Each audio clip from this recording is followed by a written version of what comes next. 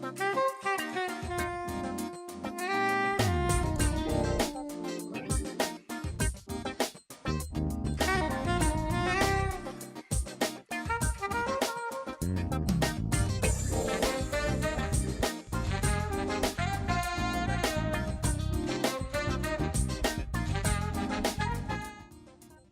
I'm Max. Hi, and I'm Denise. And welcome back to another edition of Urban Lifestyles. We have an excellent show planned for you today. And Ooh, you said and excellent. thanks for joining us. Yes, I think it's Are going to you be a are you great thanking show. me for joining you? I'm thanking you for joining me as well.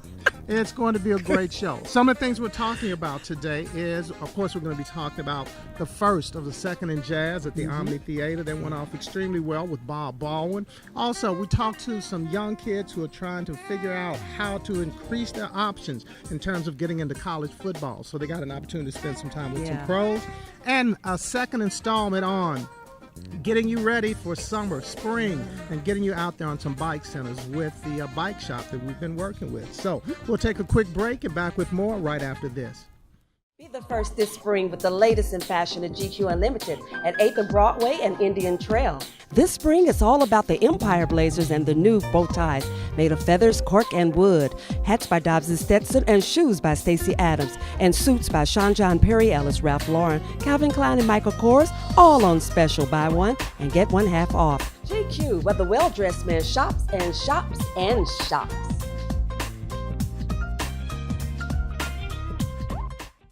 Southern Indiana's #1 Toyota dealer. Hey folks, just take the bridge for savings. We're offering employee pricing for everyone who walks through the door. Remember, you pay what we pay. Come see me, Rodney Carter. We're closer than you think. Just take I-65, exit 4, Lewis and Clark Parkway, across from the Green Tree Mall, or visit us on the web at JeffWallerClarksvilleToyota.com. Magic 101.3, Kentuckiana's #1 station for R&B. Can we swim a lake by the ocean? Magic 101.3. Give me that green light. With your permission. We're live, local, and Louisville. Magic 101.3, the home of Steve Harvey and Morning Show. We are Magic 101. We did a great segment. At least I had an opportunity to go out and meet a bunch of young men who are trying to make that transition from high school football to college football, and they got to work out with Rico Hughes, brought in a lot of pro athletes to tell them some of the pitfalls and trappings of getting into college sports. So take a look at this piece. I'm here with Rico Hughes, and you are responsible for this program. Tell me again how this came about and why it's so important for our kids in this area. Well, you know, years ago, we found that there was a dip in the scholarship numbers, and a lot of kids in Kentucky was getting overlooked. And we wanted to create a program that would allow them to get the exposure that they deserve, put them on a big stage so they can perform, and hopefully get to college and get college scouts' attention. So, in your opinion, what is Tier 1 football talent? Tier 1 football talent is someone who goes to a major Power 5 university, the ACC, the Big 12, the SEC, and so forth. But, you know, our chief concern is that kids go to college in general and that they come out of college debt-free, without student loans. If they can play at any level of collegiate football, then we want to champion that cause. Do you think a lot of these kids really understand the importance of excelling on the field and in the classroom? I don't think they really do, but I think we're continuing to emphasize it, and I think they're getting it slowly but surely. And I think, if we use a village to kind of communicate that, I think that we'll conquer it sooner or later. And if the kids happen to miss this opportunity today, will there be other opportunities? Yes, our program starts in the 6th, 7th, and 8th grade. So these are kids that have come through our program at a middle school level, and they're in the high school level currently. So we're just trying to renew their commitment to get to college and renew our brotherhood, and then try to push on and creating profiles for these kids to make sure that they get the attention they deserve from college coaches. All right. If people want to find out more about you and the program, where can they get that information? They can go to our website. It's KentuckyFutureStars.com. KentuckyFutureStars.com. This is our 9th year of this event, and we've put over, I want to say, from our program about 70 kids in college. Well, football is big in Louisville, Kentucky because of the success that the University of Louisville had, and we've got two former players here that you'll probably know, Jamon Brown and also Chris Redmond. Welcome to Urban Lifestyle. Glad to be here. Anytime we can come back and help the community, I'm jump at that opportunity, and what a great event this turned out to be. And Jamon, you? Man, I got to piggyback off what he said. It's a great opportunity here we got. We want to come back and give the youth some of our expertise, and hopefully they can take our spots one day. So tell us about the camp and some of the things that you hope to accomplish. Well, we're going to do a lot of, I think we're going to start off with some 40s and some testing to kind of see where the kids are at. And then after that, we're going to just get into some drills and see where the kids need a little bit of improvement and just kind of work from the bottom and all the way up to the top. And I know there's some good athletes in there, so it should be a lot of fun. So what do you look for when you're watching these young men go through the drills? For me, it's really just drive. You want a guy that's going to compete at whatever drill he may be in, and kind of do to the best of his ability whatever he's being asked. So coachability would be big, but mostly drive. So being in the NFL now, you're playing for the Rams, correct? What's that experience been like? It's been a dream come true. Making it to the highest level is something that, starting as a young athlete you dream of, and being able to accomplish that has been great. But it's a constant grind, and constantly trying to get better, constantly trying to evaluate yourself and make sure you put yourself in a position to help the organization. So what does it mean to you to be able to come back and continue to give back to your community? I'm here with Justin Green, who is a former NFL player with the New England Patriots, also a Super Bowl winner. Do you have that ring on? I didn't bring How it do you today, come out undressed without your ring? You know what? That ring's pretty. It's Yeah, pretty. too It's pretty. much It's weight, pretty too hefty. much Yeah. weight, So yeah, you can't go I want off in there. right. Yeah, Exactly. yeah. If I'm going for a ball, I'm gonna need that arm. Most definitely. So tell us about why you're here today.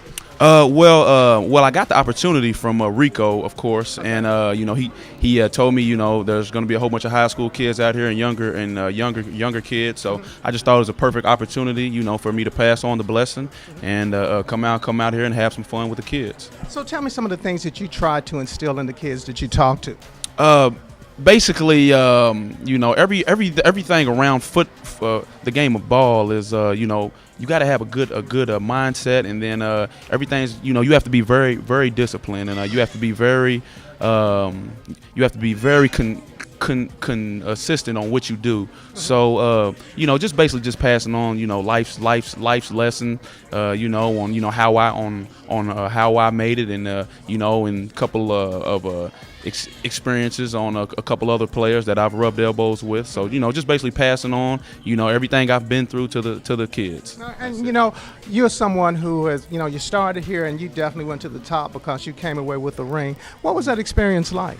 It was definitely it was mind blowing, and I was at home one day working at the YMCA, and then I got a call from the Patriots one day, and that was all she wrote. So it was just it was an experience that I had no idea that I would be able to become a part of. So when it finally happened, I was just like, wow, if you really work hard and if you really put your mind to it, great things can happen. So it's kind of great just having an opportunity to talk to some people who've taken it to the next level. Not only playing in high school and excelling, playing at college and excelling, but having the opportunity to perform on Sunday afternoons. And I think they had some great information for these young men. It's exciting to see them peel back the layers, if you will, so you can have a deeper and better understanding of the whole scope of it.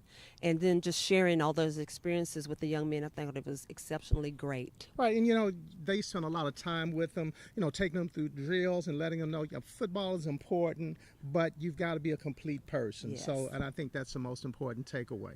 We'll take a quick break and back with more right after this. My name is Laurentina Smith. I've been with Louisville Water Company for 18 years. Right now, I'm a lead operator apprentice, and what that is, I do operate as an operator when my relief is gone on vacation or is not here. I step up as a lead operator because I do have my license. Well, we take care of making sure everybody has clean, fresh water, safe water when they turn on their tap, basically.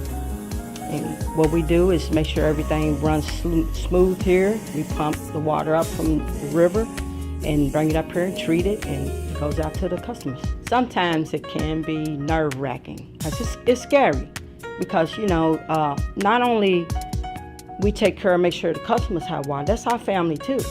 So you don't want anybody to get sick over what producing.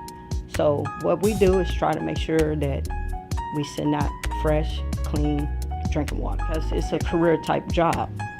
And you're learning stuff every day. I like the fact that every day it's never the same. When you come in every day, it could be something different. And I like learning. I like being at the plant. I love being up here and experiencing different things and not being out doing the same thing every day. It's every day when I come here, it could be something different. And I love the fact of being able to do that. And when I step up, that's important. And I love it. My family likes that I have this job. My father would have been proud of me. He's not here now, but he used to bring me up here all the time when I was a little girl. I have family members that come in from Alabama, Georgia. They love our water. They do. Yeah. Okay. They wish they could bottle it up and take it with them. Pure Tap, the best in the nation. Louisville Pure Tap. Energy company. We are mothers, Fathers, neighbors, and friends. Working hard when the weather is good. and even harder when it's not. With online updates to keep you safe and informed during a storm. Programs to save you energy and money. And new projects to help us provide cleaner, more reliable energy. We're more than an energy company. We are LG&E. We're LG&E. We are LG&E. Our energies go to serving. You know, one thing we've been trying to encourage people to do is to be more active, and we know spring is here and summer's just around the corner, but it's that time to start figuring out some things that you can do and that you can do for a long period of time. And one of those things is riding a bike, and we've been working with Middletown Cyclery and working with Ross out there, putting together a plan to get people out on their bikes. So take a look at this piece. All right, we're here with our second installment on riding bikes, and it's something that I'm sure we all did as a kid, and of course many people all across the country are getting back on bikes. Again, we're at Middletown Cyclery, and I'm here with Ross Horsley. And today, last time we were here, we got Denise all fitted up. She thinks she's all of that now because she's got her bike and she's ready to get out there on it. But if you're going to get on a bike, I know it's not a law, but having a helmet just makes good practical sense. It makes a whole lot of sense putting a helmet on, and it isn't law, but it's like putting your seatbelt on. And some of the things, it doesn't take a whole lot to have a head injury, so it's very smart to wear a helmet, obviously. Different helmets, they all have the same safety standards. Okay. So when you look at different helmets, a $25 helmet is going to be just the same comfort as a $200 helmet, but the nicer helmets will have different features. They'll have more airflow. They won't weigh as much. It's comfort and quality that you're paying for. So when you go up in cost, you say from $25. This one here is what? Well, let me see. I get you. So this is a less expensive helmet. All right. And you'll notice it doesn't really have much in the way of airflow. Okay. And then something like this, it's your wind's going to go straight through it. You're going to, ideally you'd feel like you didn't have a helmet on your head. So the more you spend, the less it feels like you have a helmet on your head, pretty much. All right, and then I see a lot of different types. Now, are there different types of helmets that you should look at, like for road bikes and off-road bikes, and what's the difference, and what are you looking at from a safety perspective? Well, mountain bike helmets specifically will typically have a visor. That's not really a safety thing, but they also have a little bit more protection that comes back down off the back, because a lot of the real injuries with mountain biking will be falling directly back on the back of your head, so you have some extra protection here. Okay. Now, your road bike, you won't, and they're typically going to go for a little bit lighter, sleeker look. Like this is kind of more of a traditional road bike helmet. Okay. And that's pretty much the biggest difference. Now, there is a new thing. They call it MIPS technology that comes with helmets, and it's like you have a floating piece in the helmet. So what that's supposed to do, if you hit, it moves. So that's supposed to reduce concussions, but it's kind of new. People like it, but that's not, I wouldn't say that's the only reason to buy a helmet right now. There's still some cool helmets that don't have MIPS on it. But okay. Now, can you, even though we say this is for maybe mountain bike, but could you use some of these with the, because I kind of like the little bib on it. I think it gives me a little protection from the sun. So could you still do that? You could totally ride them wherever, and a lot of it, is a style thing. So if you like the way it looks, go for it. Yeah. And for me, it's all I about ride my mountain bike stuff on my road bike too. So I'm right there with you. All right, so the next thing we want to look at, so we're finding a helmet. So now we want to move over to looking at shoes. And I know there are a couple of different things that are out there. We talk about just getting a shoe, Well, with that's a mountain bike style, and about then the we talk shoes, about clipping in. You definitely have to talk about the pedals too. Okay. So they make different styles of pedals for different styles of riding. Uh-huh. The road bike has a bigger platform, and that's supposed to reduce the pressure on your foot. This is more of a mountain bike pedal, so it's a little bit smaller. I think most people, if you're more in the cycling enthusiast and not a racer, I actually recommend most people ride this mountain bike style. Okay. This is the same. So a couple things about this style, you can actually use them at spin class. It's the same clip, so if you have shoes for that. Also, the different shoes. This is a mountain bike style shoe right here. Right. So the cleat is recessed there. All right. So you can still walk in this normally. So if you were to go into a store or go to the bathroom, you could still do that. Where with the more of the road bike style shoe, this is flat. So you have a piece sticking off of here. So you're kind of clicking around in your heels. And the performance benefit, it's got a little bit bigger platform, a little bit better power transfer. However, I think the convenience of the mountain bikes is better for most people that are enthusiasts for sure. All right. So, you were talking about clipping in. I know when like I said, I've been riding my bike since forever, but I have never been one of those that clip in. And you've convinced me, because if Denise is going to clip in, I'm definitely going to clip in, because she can't outdo me. She'll leave you out the dust. Well, so what are the benefits of clipping in? Well, benefit of clipping in, you get to pull as you push. You're going to use more of your leg muscles. The other benefit of the shoe, it's a really stiff sole here, so you're not going to get a hot spot on your foot. So you're not going to get, it's going to be more comfortable, and then you can pull as you push. So on a normal pedal stroke, you're only going to have kind of the bottom stroke right through there. Okay. With this, because you're clipped in, you can pull all the way around, and you're going to go up hills better, climb better, be more comfortable, and it's just, if you're going to have a nice bike, you kind of have to have the shoes, in my opinion. But And some people are concerned about clipping in because they think it's a safety factor. My foot's going to be locked in. I'm going to fall over. I'm going to be more accident prone. I'm nervous about that. So how do you help them to get over that fear? That can be a legitimate fear. One thing about these mountain bike pedals that I'm recommending, they're much easier to get in and out of. But one of the things we do, if you buy a new bike from us and you get the shoes and pedals, we'll do a fit. So the bike is going to be stationary and you can kind of clip in and out while you're on it. And that's going to, if it wasn't the right thing for you at that point, you'd really know. But most people just have a really easy time with it. And they're adjustable. They're very easy. You wouldn't have no problem. So if you're riding in tennis shoes, if you're riding in street shoes, it's something you really need to step away from, because it's a safety factor, and also it's more comfortable to have a bike shoe that's built for biking. I'd say if you're gonna, if you're doing family riding around the block, don't worry about the shoes. But if you want to get a nice bike and you're going to spend the money and you want to get the most out of it, you're really leaving some performance on the table if you don't clip in. So, so you got us covered. We've got helmets, we've got shoes. So now, of course, we've got to look at gloves. So what are we looking at when we're talking about putting gloves on? And we need to, what did we have? We had some gloves, right here. So we're talking about gloves. So there's different styles of gloves, just like for your mountain biking. Your mountain biking gloves are typically going to be a full finger glove because they're worried about you clipping stuff on trees. The road bike gloves are typically going to be a short finger glove like so. Couple of things, if you were to wreck or have a fall or anything, this is going to protect your knuckles and your hand, but it also, your palms will typically get sweaty when you're on a long ride, and that's going to reduce that. You're going to get better grip. You're not going to get as much pressure points on your palm, and most people just really are much more comfortable with the gloves. And same thing with the shorts and the shirts. A lot of people think the cyclists are dressing this way to look cool. It's not. It's because it's more comfortable and it's going to give you more performance. So, right. Yeah. It was good getting back with Ross, because we're talking about helmets and shoes, things that we kind of take for granted, but they really make a difference. And one of the things we were talking about was clipping in, which is something that I've always been trying to stay away from. But if you're clipping, I'm clipping. I've got it down. But I love cycling, staying fit, just being out in the atmosphere, it's something you can do solo as well as in a group. So when I am not on speaking terms and seeing eye to eye with him, I can just get out on my bike and just go out and you relax. Can ride far, far away, and everybody that's what I'm saying. And everybody will be happy. So hopefully we'll see y'all on some of the bike trails this summer. And speaking of getting out and doing some things, we're doing some things with Rodney Carter. Yes. And what are we always looking for? We are still always looking for new show ideas. That's right. So if you've got a great show idea, be sure to go to our website at www.urbanlifestyles.net, and that's lifestyles with a Z. And if we happen to use your show idea, you can win a free oil change from Jeff Weiler Toyota. And go by and see Rodney and tell him that Urban Lifestyle sent you. We'll take a quick break and back with more right after this. Be the first this spring with the latest in fashion at GQ Unlimited at 8th and Broadway and Indian Trail.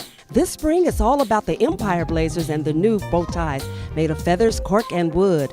Hats by Dobbs & Stetson and shoes by Stacey Adams. And suits by Sean John Perry Ellis, Ralph Lauren, Calvin Klein, and Michael Kors, all on special buy one and get one half off. GQ, where the well-dressed man shops and shops and shops.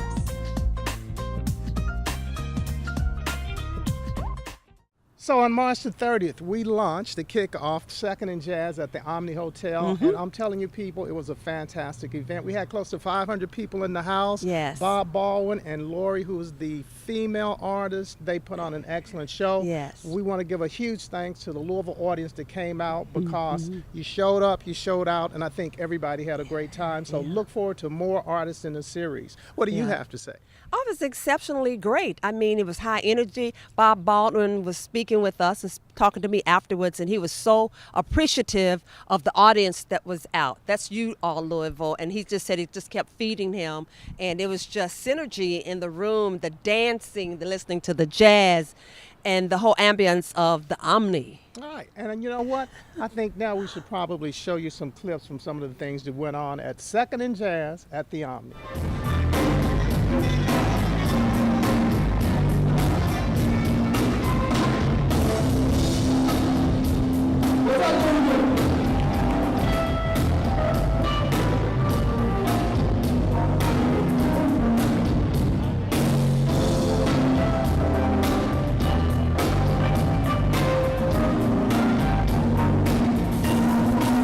So we're with Bob Baldwin, and you are signing CDs, never out of season. You've got them all. You gave an excellent show here tonight. We had about 400, almost 500 people here. Definitely a blessing. So, you know, how do you explain what you do, and how do you keep doing it so well? Well, first of all, I appreciate the people of Louisville coming out to check me out. I was here last summer at your Derby City Jazz Fest. That was amazing, and I'm honored to be coming back. This is my 30th year doing this. I got 23 CDs out. I just, it's about longevity and consistency, man. And I'm blessed to still be here talking about it. So what inspires you and what keeps you going? Well, my dad taught me how to play when I was 6 years old, so that was the initial inspiration. Of course, I grew up listening to great artists like Stevie Wonder and Herbie Hancock, and later on Jeff Lorber, and people I end up meeting like Dionne Warwick and Marion Meadows and so many other great artists. So there's just so much great talent out here. I'm just so glad to be married to some of the collaborations. In terms of musically, is there anything that you haven't done that you would like to do? Yes, I like to do a straight ahead record on I got this piano that I'm absolutely in love with. I don't own it. It costs $150,000. It feels like butter when you play it. I need to put that on a record, and I aim to do that at some point within the next 2 to 3 years. Well, you know, if you happen to miss Bob Baldwin tonight, he's going to be back here August 10th and 11th with the Derby City Jazz Festival because he did such an excellent job. He was excellent when he was here in 2017. We've got to keep the partnership going. And when you find a good brother that you just kind of mesh with, you got to keep it moving forward. So, Bob, thanks for all that you do. You're a good brother, so I need to be messing with you, man. So it's all working. Hey, look, we got CDs here for you. Bob Baldwin, Never Out. We got Baldwin. This one doesn't even have a name. It's just Bob Baldwin.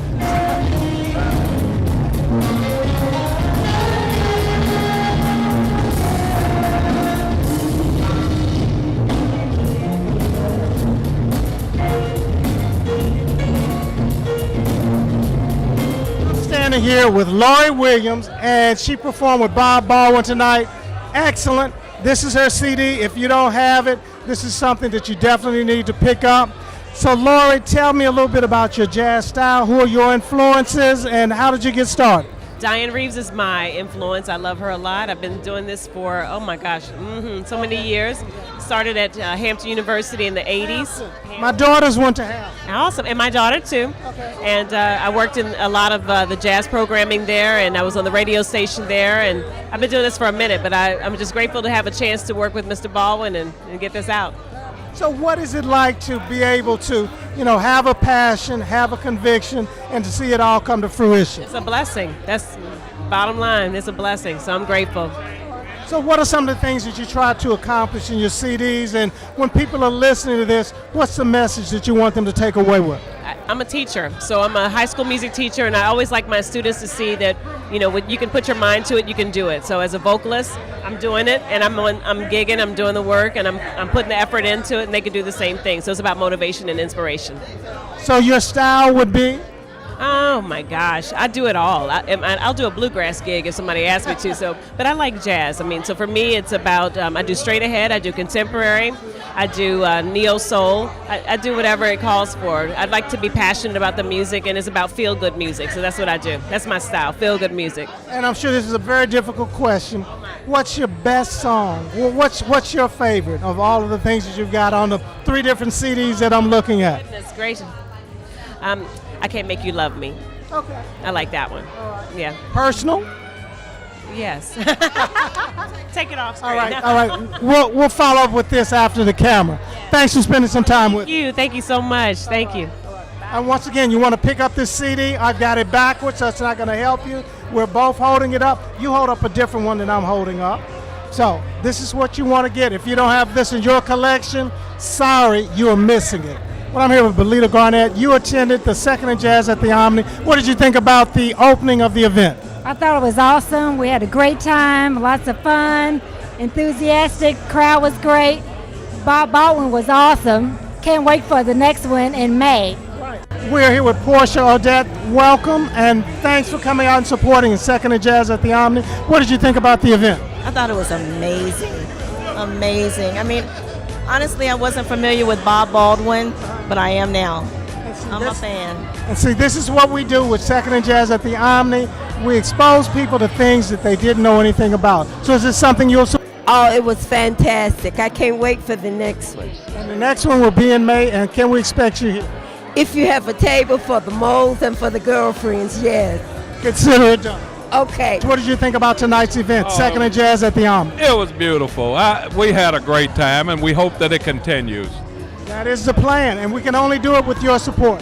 Yes, we're looking forward to it. Please, you have our support for it. Here with Eric Stout. You were out tonight for the first annual opening of Second and Jazz at the Omni. What did you think about tonight's event?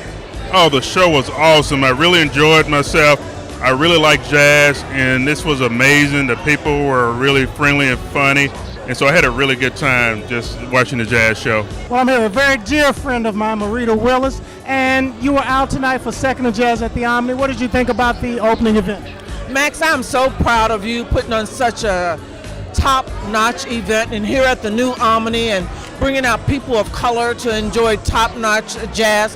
It was phenomenal. Absolutely phenomenal. Well, we hope you like what you saw at Second and Jazz at the Omni. And remember, the Derby City Jazz Festival, year number 3, is coming up on August 10th and 11th at Churchill Downs. Stay tuned for ticket information and the list of the artists. But I'll tell you, one of the headliners is who? Will Downing. Will Downing. You know what? That's our show. That's our time. And we'll see you back here next time on Urban Lifestyle. Bye.